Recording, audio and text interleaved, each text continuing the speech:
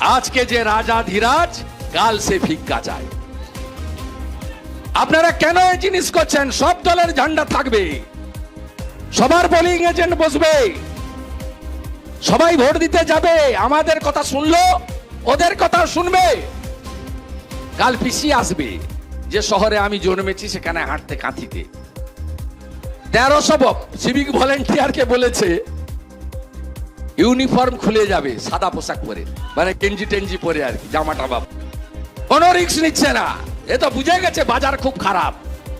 মেদিনীপুরে এসে যত আমাকে গালাগালি করবে ততই ওদের ভোট কমবে। নন্দীগ্রাম থেকে এখনো শিক্ষা পায়নি। আর যদি একটা খারাপ কথা কাল বলে যায়, আমার কাছে গোছানো আছে ডাক্তার দাসের কীর্তি। ডাক্তার দাস কে হয় আমি বলে দেবো পরশুদিন।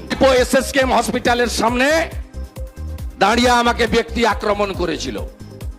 আমি সন্ধ্যাবেলা নিজাম প্যালেস খুলে দীপক ঘোষের দুটো বই দেখিয়ে দুটো প্যারা দেখিয়ে দিয়েছিলাম। তারপরের দিনই বন্ধ হয়ে গেছে মুখ। আমি জানি